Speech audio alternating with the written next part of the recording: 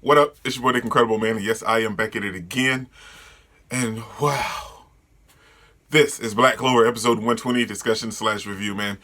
What a wonderful conclusion, man. This was just wonderful and epic and absolutely glorious, all combined into one to make one fantastic word that I can't think of right now because it was just that good, man. It didn't need to be drawn out too long. It didn't need to really focus on, well, maybe he could possibly come back. No, it was a complete eradication from the help of everyone combining together to defeat him, and that's what we got. It was just him being kaput at the end, thanks to Asta hitting the final blow. But everyone's effort and hard work went into ending him, and that's what it was. We got a nice, wonderful conclusion, and we saw everyone kind of have a moment in this whole arc. And in this episode, we got to see Valtos and Radis have some redeeming moments when they saved everyone, and when Vados brought back Radis. When Radis brought back Patri. So they both had some redeeming moments in this episode because, they were tricked by Lick, which was Patri at the time. It gets confusing, but it was really Patri portraying Lick. So they were tricked into doing all this horrible stuff. And in this final episode of this whole arc, they had some redeeming moments. It was wonderful, man. It was absolutely wonderful.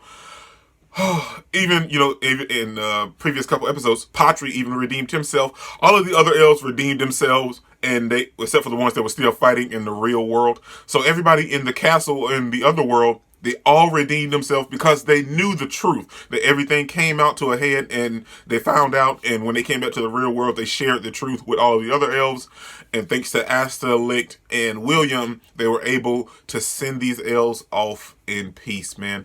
And because Raya and everyone else, they've been reincarnated twice, their bodies are pretty much attached to the bodies that they're in, so they didn't get a chance to go. And that's okay because Lick told them to live on as, through the constantly as the elves, and share those moments with all these people and stuff. So they redeemed themselves in the final episode too, and they got a little better chance to redeem themselves because they're still living. And Radis and Valtos, like I said, redeemed themselves, man. So it was just a wonderful episode of redemption and just a nice, wonderful, peaceful, happy ending, man. We got to see everybody that fought in the other world. And we also saw that the demon in Asta's grimoire was talking to the other Akuma we just killed.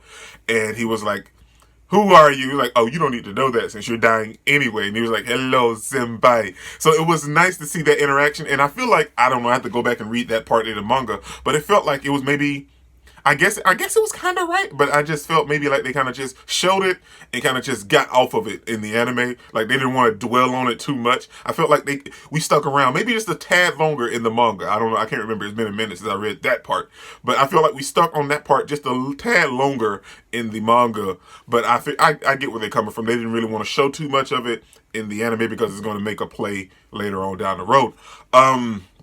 So yeah, we got William back this episode, and he's doing this magic to help everyone in the kingdom. We're looking at the kingdom. The kingdom's pretty much demolished, and everyone's now everyone is going to start towards to find out that Julius is dead. Like, everybody didn't know. Like Yami and a couple others knew, but now everyone pretty much is going to find out.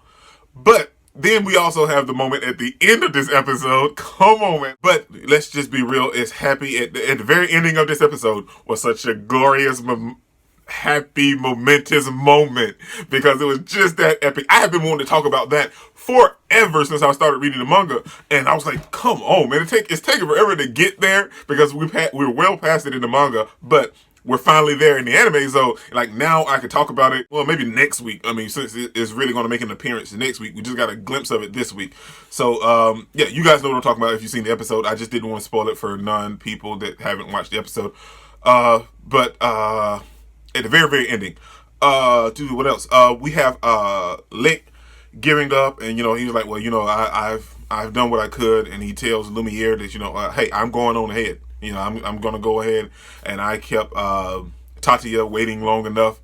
And then we have Yuno telling him that, like, well, the one that was inside of me was your son. He was like, I know. And it was like, it felt good to fight alongside my son. So, like, it was a bunch of nice moments. And I teared up. If I'm being honest, I teared up this episode. Like, I didn't cry or anything because it wasn't like that. But it was just like, these were wonderful moments, like, where these people were really trying to kill each other. And at the end, they worked together, they teamed up, and everybody had a nice, resolved, all issues moment at the end. And everyone was like, oh man, these elves have to die. They felt sad that the elves had to die, but they were already dead. So it's just so many, you get so many feelings watching this episode, man, because there's a lot of stuff that actually went down. Oh boy, it's crazy, man. Then we also have the moment where we see Nero thanking Asta for their anguish that's been going on for 500 years of defeating the Akama. And then we also see where Lumiere doesn't have any more magic power. He can't really maintain this form. And he's getting ready to die, you know, because the stone is going to crumble and everything. Excuse me. And him and Nero have a nice bonding moment. And then we also have Asta, Noel, and Mimosa on the side. Was like, well, Asta, who is he? He looks like the first Wizard King. And Asta's like, oh, that is the first Wizard King. And that's Nero, you know. like, what? So it was nice to see that. And they touched on something that I was concerned about the whole time watching this whole arc, was that the Wizard King, when he came back, and he mentioned it in this episode. So that was kudos to them, man. It's fine, Nero, that I'm passing you, and you still get to live on, because Nero wanted to die too. She wanted to go with the prince, or the first Wizard King, but he was like, no, you stay, you live on. You know, your time is here now. And he was like, well, I just thank you so much because I got a chance to meet my descendants. And let's be real, all the royalty is his descendants. But for them, I was waiting on them for them to touch on that moment, and they finally did, and I'm super happy that they did. And that was one of the things that I really loved when I read about him being revived in the manga and then seeing it in the anime. I was like, man, are they ever going to touch on the fact that, you know, like, you know, he's there fighting alongside his descendants. Everybody didn't know it was him. You know, like, Asta and Yuno, and like the higher ups of the elves. Well, all the elves knew, but like the higher ups of the Magic Knights and everything, they knew. But like Asta and Yuno knew from point blank, because like they stared at that statue multiple times, because it's like right outside their village. So like they always went there and looked at the statue, and that's what made them both want to be Wizard Kings in the first place. And well, be the Wizard King in the first place. And we also have Asta talking to the Wizard King, and he was like, oh man, I'm gonna be so cool, I'm gonna be like you. And they were like, no, you can never be the prince. So it was nice to have that moment, man. Like I said, it wasn't too much going on. It was just a nice conclusional episode, and it felt so good, man. It was so good. And like, there wasn't a lot of action or anything. It just it resolved and wrapped up everything so wonderfully that now when stuff takes off next week, I mean, you know, it's getting real. Well, maybe not next week, maybe like the week after. But anyway, it's getting to the nitty gritty now. We're getting into some hardcore stuff. But yeah, man, I love this arc. This arc was absolutely fantastic. The next arc is going to be just as good or better. You know, I can't wait to see it animated. You know, oh, I'm talking too much. Yeah, but it was good, man. I think that's everything.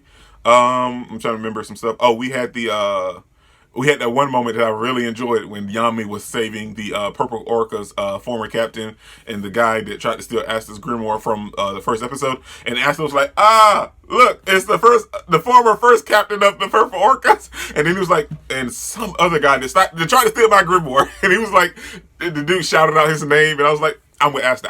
I don't need to know his name. Nobody cares about him. But yeah, man, everybody that done something bad, they had a nice redemption moment, and it was nice. You know, and I think that's something that Black Clover does very well, to like, even though if these guys done something, you know, when they were tricked, they had a nice redemption moment, man. But that's everything, man. This is your boy, Dick Incredible. Don't forget to smash that like button until you can't smash it anymore. Comment down below, and I'll be sure to respond to each and every one of them. And subscribe, but only if you really want to, man. And remember that anime matters, anime is greatness, and anime is life, man. Peace out. Are we gonna play now? Ready for the show? I'm about to take down, you already know. Get the fuck out of my face now, yeah, you got it. Okay, so this I didn't want to talk about during the middle of my like review or discussion.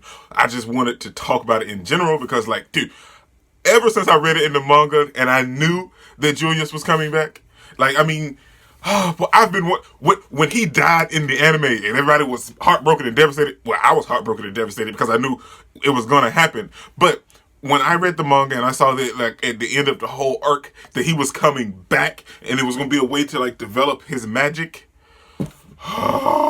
Boy, I was so ready to talk about it, but I couldn't talk about it because I didn't want to spoil anything for nobody. But when he died in anime, I was heartbroken. Everybody was heartbroken. It was like, no, Julius Novacrono.